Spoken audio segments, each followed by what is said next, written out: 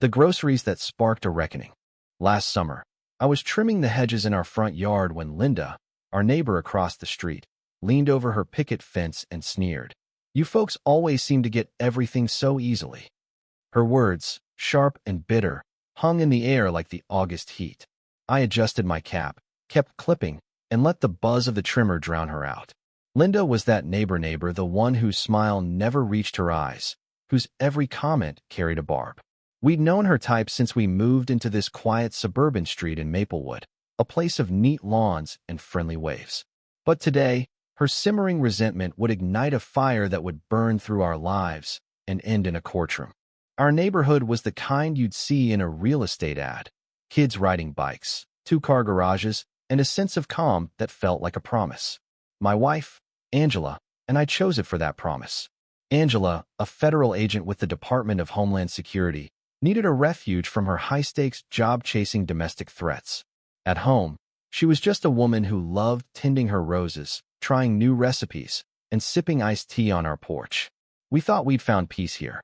Most neighbors were warm. Tom and Susan next door brought us homemade peach jam, and the Wilsons kids would sheepishly retrieve their soccer balls from our yard. But Linda, in her faded yellow house, was the crack in the picture. Her complaints were relentless. Our porch light was too bright. Angela's laughter at our barbecue was too loud. Our mailbox wasn't neat enough. Each jab was small, but they added up, and her thinly veiled racism comments about people like you or the changing neighborhood cut deeper. Angela saw it. "She's not just grumpy," she told me one evening, her voice low.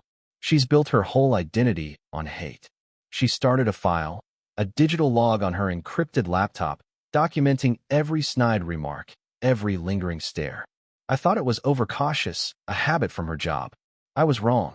That Sunday, we returned from our weekly grocery run, our SUV packed with bags. It was a ritual. Angela handled the essentials. I grabbed the fun stuff like artisanal cheese and a bottle of her favorite Merlot. As we pulled into our driveway, I caught a glimpse of Linda's curtains twitching. "She's watching again," I muttered. Angela shrugged. "Let her. It's a free show." We started unloading, the summer sun warm on our backs, when Linda stormed across the street, arms crossed, her face tight with indignation.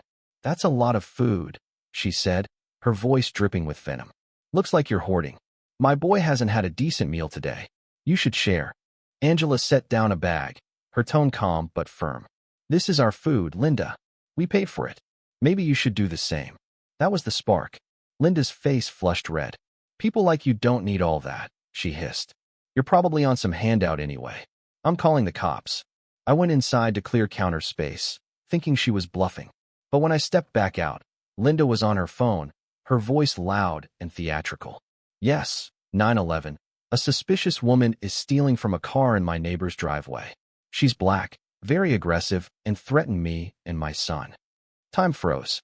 Angela stood still, two bags in her hands, her face a mask of calm, but her hands trembling slightly. Linda's lie was so bold, so dangerous, it could turn deadly. "Black people know this. Fear the moment your existence is twisted into a crime."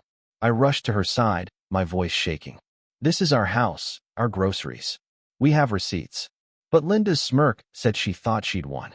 The sirens came fast. 2 squad cars, lights flashing, screeching to a halt. 2 officers, one older with a tired scowl, the other young and tense, approached Angela like she was a threat. "Ma'am, step away from the vehicle," the younger one barked. Angela raised her hands, palms open. "Officer, my name is Angela Harris, and I live here."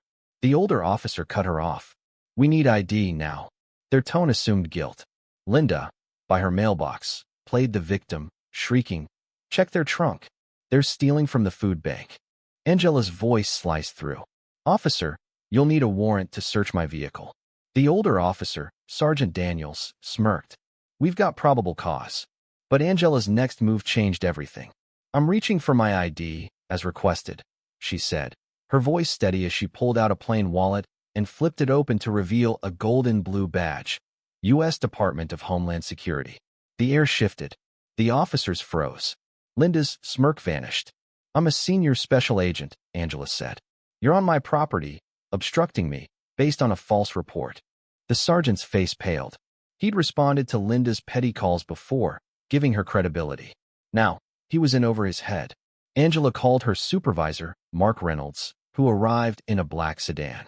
He listened as Angela laid out the pattern. Hate notes in our mailbox, slashed tires, Linda's stalking. She'd documented it all. Reynolds turned to the sergeant. We have probable cause to seize her phone. Linda's protests, "You can't take my property," fell flat.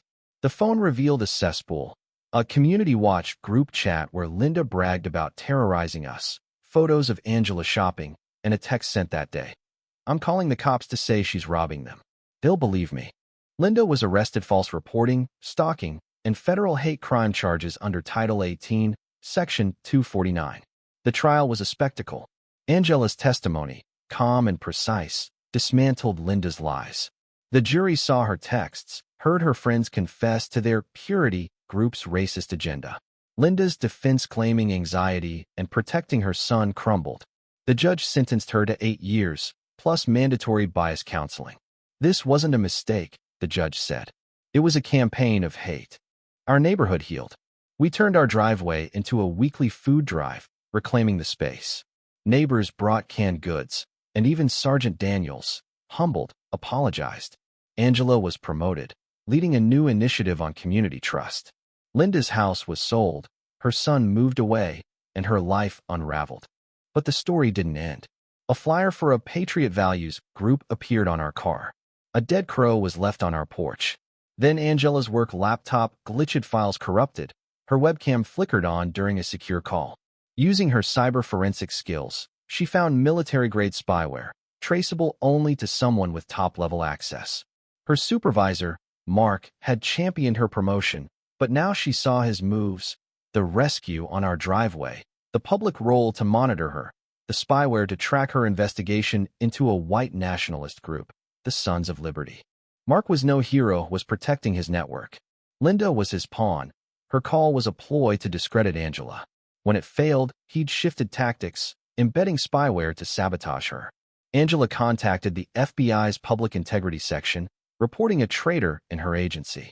We lived as if we were watching every device suspect. Mark called, offering a diagnostic sweep of her laptop trap to erase evidence. Angela declined, her voice sweet but firm. "I'll handle my security." The FBI moved swiftly. Mark was arrested, his ties to the Sons of Liberty exposed. Angela's evidence logs, spyware analysis sealed his fate. He got 15 years for treason and obstruction. Our home became our sanctuary again.